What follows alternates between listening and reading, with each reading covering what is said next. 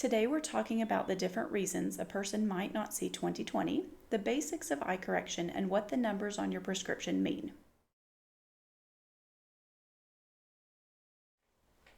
Myopia, commonly called nearsightedness, is when the eyes are overplussed. This can be caused by the eye being too long from front to back, or the cornea, the front clear part of the eye, being too steep. This causes light rays to focus in front of the retina instead of on it, which creates an out-of-focus image for the eye and makes distance vision blurry. Myopic eyes can see much better up close than far away. Since the eye is overplussed, minus power lenses help correct the blurry distance vision. A minus lens pushes the image onto the retina, making it now in focus for the eye. The closer to zero, so for example a minus 0.50, the smaller the amount of myopia or power compared to a higher number, say a minus 5. The smaller the number, the less blurry the vision is, and closer to 20/20 that person may be. Since we're talking about 20/20, let's go over what that means. It's the standard of measurement for visual acuity. So you have two people standing side by side. One person needs no vision correction. The other is nearsighted with blurry distance vision. If we say a person is 20/40, the nearsighted or myopic person stays standing at 20 feet away from an image. The average sighted person who doesn't need vision correction can now back up to 40 feet. They would see the image the same without being blurry, but the person who needs vision correction has to stand closer. The higher the number on the bottom, the worse the vision is.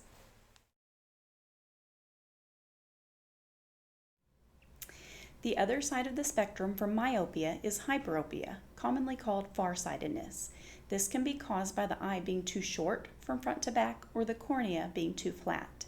This causes light rays to focus behind the retina and makes it harder to see up close than far away. But there is a point where hyperopia causes distance vision to also be blurry, usually when the amount or number on the prescription is higher. With hyperopia, the eye is always working to focus images, both distance and near, which more easily causes eye strain and headaches, mainly with near tasks, especially if that person isn't wearing corrective lenses. The lens inside the eye accommodates or changes shape to focus from distance to near. We slowly lose the ability to accommodate as we age, so a younger person may have no symptoms of hyperopia compared to an older person with the same amount of hyperopia. Plus power lenses correct hyperopia by moving the image closer to the eye onto the retina instead of behind it. Again, the higher the number, the further from zero that prescription is, and further from 20/20 that person is. Next is the dreaded astigmatism. Now, I've had many patients over my career concerned about this condition. They can come in with different eye pathologies, cataracts, glaucoma, diabetic retinopathy, but their main concern is, Doc, did my astigmatism get worse? Astigmatism is quite common, something eye care providers see on a daily basis, but I know it's a big scary word and may throw you off because it sounds like a disease or something is wrong. Actually, it means the shape of the front of the eye is not completely round and most of the time can be corrected with glasses or contact lenses. Now, when I was young, astigmatism was described to me as my eye being shaped more like a football than a basketball. At the time, I couldn't overlap that image with an eyeball because all I could think about were the pointed ends of a football and wondered where those points were on my eye. Since then, I've come across a better analogy. Now I like to describe astigmatism to patients as the front of the eye being shaped more like an egg than a ball. There are differences in the surface curvature which cause one point of light to split and focus at two different places, but not side by side like double vision. It's one in front of the other, and your eye and brain have to decide where to focus in that range. The higher amount of astigmatism, the bigger that range is, and the blurrier the image is. Astigmatism can cause both distance and near vision to be blurry and make it harder to change focus from one range to the other. This can cause eye strain and headaches, especially on the computer or while driving at night. Glasses or toric contact lenses correct this by bringing those 2 points back to one. Higher levels of astigmatism can sometimes be more difficult to treat or limit your choices for contact lenses, especially in a condition called keratoconus. This condition causes more of an irregularity on the surface of the eye where it forms a cone shape and can be a degenerative process. This cone shape causes irregular astigmatism. If caught early enough, there are treatment options that can strengthen the front surface to slow the progression of keratoconus, and there are specially designed contact lenses, rigid gas permeables, and sclerals that improve vision much more than glasses do for keratoconus. But all in all, astigmatism is fairly common and not usually something to worry about.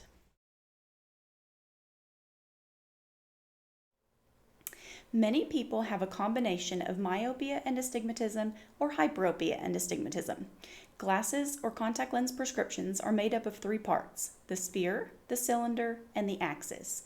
The first is the sphere, which is the amount of myopia if it's a minus number, or the amount of hyperopia if it's a plus number. The cylinder and axis together make up the astigmatism portion of the prescription. Cylinder can be measured or written in minus or plus power. Most of the time, optometrists measure this in minus power because lenses for glasses are made in minus cylinder power. Many ophthalmologists measure cylinder in plus power because it's more helpful for eye surgery calculations. A prescription can easily be converted between minus and plus cylinder, so it makes no difference how your glasses prescription is measured or written. The axis part of the prescription denotes the rotation of the lens in order to correct the astigmatism.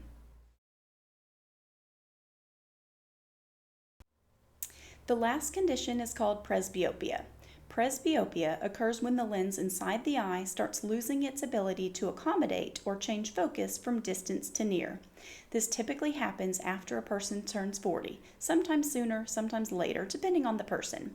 Presbyopia makes it harder to see up close, so you might find yourself holding reading material further away to see it better. Presbyopia happens to people who are emmetropic, meaning they need no distance correction. It happens to people who are myopic, and it happens to people who are hyperopic. Presbyopia happens to people with eyes.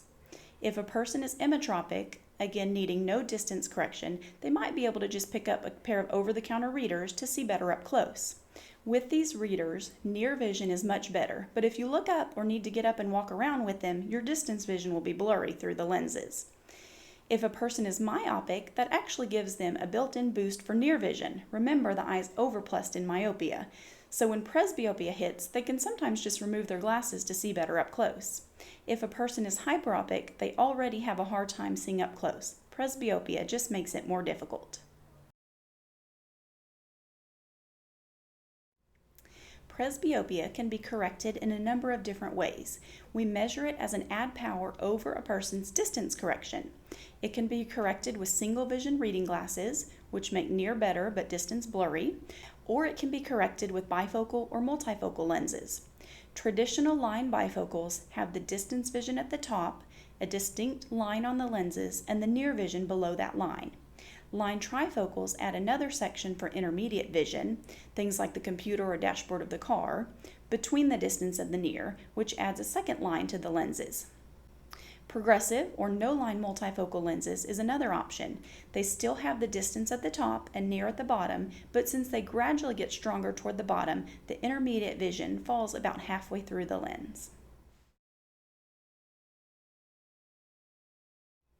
There are several contact lens options for correcting presbyopia.